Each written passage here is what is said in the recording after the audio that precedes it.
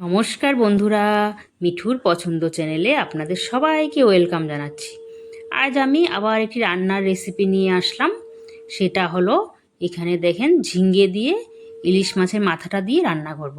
তাই আমার একটা ইলিশ মাছের মাথা ছিল ছোট্ট, আর এখানে আমি ঝিঙ্গেগুলোকে টুকরো টুকরো করে কেটে নিয়েছি, আর কাঁচা লঙ্কা রেখেছি 4টা।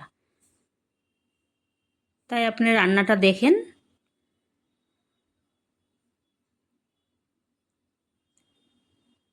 এক টুকরো মাথা দিয়েই 8-9 জনে খেয়ে নিতে পারবে।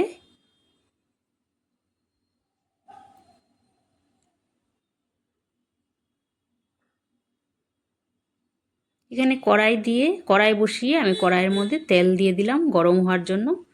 তাই কড়াইটা তেল গরম হয়ে গেছে। এবার আমি সেই মাথাটাকে হলুদ নুন দিয়ে মেখে এখানে আমি উল্টিয়ে পাল্টিয়ে অল্প ভেজে নেব, বেশি কড়া করে ভাজবো না।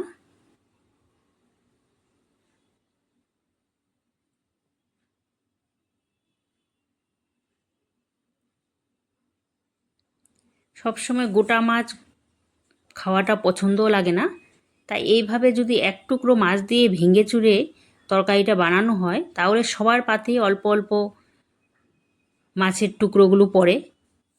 তাই সবাই এক টুকরোর থেকেই সবাই ভাগ পেয়ে যায়। আর কিন্তু রান্নাটা সত্যি অনেক ভালো হয়েছিল।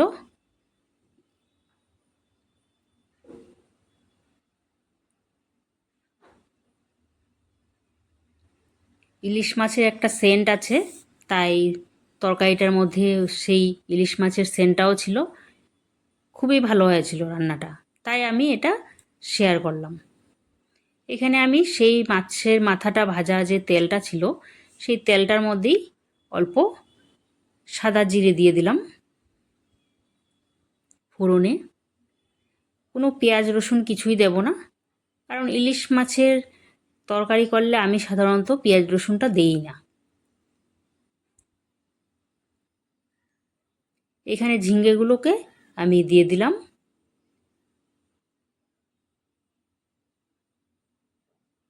দিয়ে এখানে আমি পরিমাণ মতো হলুদ দিচ্ছি, তারপর নুন দিয়ে দিলাম পরিমাণ মতো।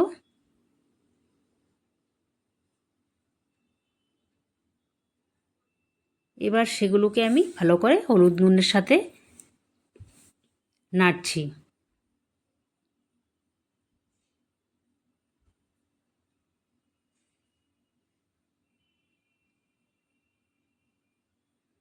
লঙ্কাগুলো যে রেখেছিলাম সেগুলো একবারে দিয়ে দিলাম। এবার মাছের মাথাটাও তার মধ্যে দিয়ে দিয়েছি, কারণ মাথাটা একটু শক্ত আর ঝিঙেগুলো তো খুব তাড়াতাড়ি হয়ে যাবে, নরম থাকে, তার জন্য দিয়ে দিলাম। একবারে অল্প নরমও হয়ে যাবে, কারণ মাথাটাকে তো আমি ভেঙে দেব। তাই এভাবে এখন দিয়ে আমি অল্প সময়ের জন্য ঢেকে দিলাম।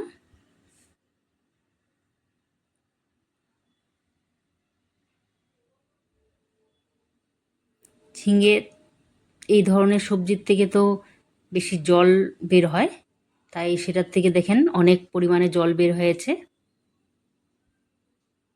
এবার মাথাটাকে আমি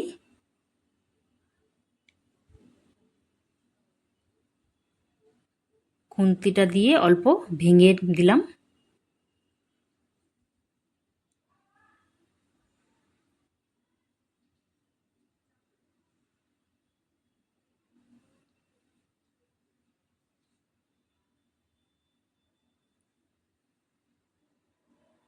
এবার অল্প পরিমাণে জিরে গুঁড়ো আধা চামচের মতো, আর ধনের গুঁড়ো সেম আধা চামচের মতো আমি এখানে দিয়ে দিলাম। সিম্পল রান্না হয়ে গেছে আমার রান্নাটি, কারণ বেশি কিছু লাগে না, একদম শর্টকাট পদ্ধতিতে, আর খুবই তাড়াতাড়ি হয়ে যায়, কারণ ঝিঙ্গে তো বেশি সময় লাগে না হতে। তাই খুব অল্প সময়ের মধ্যেই বানিয়ে নেওয়া যায়।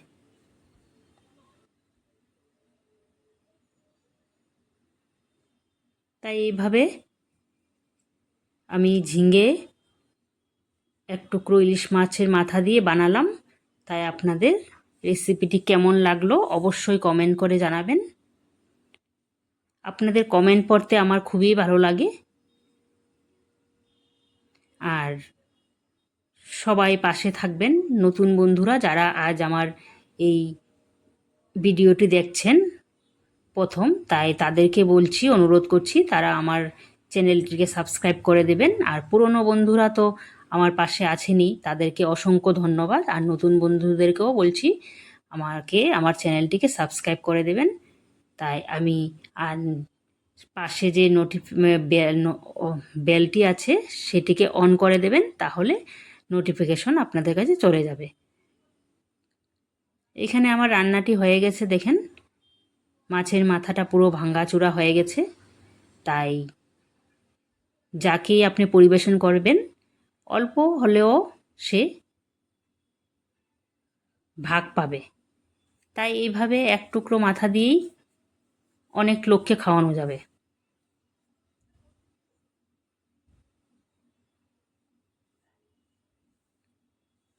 কিন্তু রান্নাটি খুবই ভালো হয়েছে, আমি বলছি আপনারাও অবশ্যই ট্রাই করবেন। আর এইভাবে আমার পাশে থাকবেন, আবার আসবো নতুন